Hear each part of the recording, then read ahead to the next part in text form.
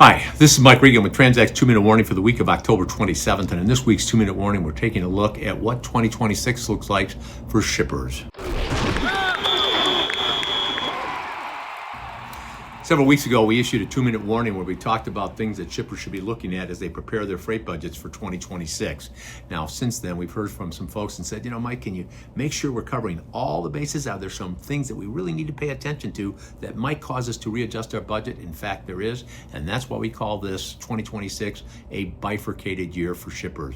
With respect to what's going on in the carrier market, rates continue to be soft, and as we learned from Bob Costello when he gave an outstanding presentation at the Knit League Summit, 2026 is going to be tough because we don't expect any increase in demand. Now, Bob is the chief economist for the HAA, and when he speaks and makes predictions, I listen very closely. The only way rates will go up for truckload carriers is if you see a shrinkage in the driver population. How would that happen? Well, first of all, you have the English Language Proficiency Act that we've talked about. That could see you lose 40 to 50,000 drivers based on how states enforce it. And the big one is the issuance of CDLs, commercial driver's license, to non-resident aliens. There was a sweep a couple of weeks ago where they found out 1 in 5 CDLs were not valid. That could have a significant impact in reducing the amount of drivers, which would impact supplies, which would allow carriers to raise their rates. Now, why do we call 2026 a bifurcated year? Well, on top of what's going on in the truckload market, the LTL carriers are starting to issue their GRIs. Old Dominion, FedEx, great carriers, but they've announced GRIs, general rate increases of somewhere in the area 5% plus or minus a couple of percent. Some people are saying, I better budget for an increase of 4 or 5%. We're going to continue to do the same old things. Others are saying, though, we can do things different.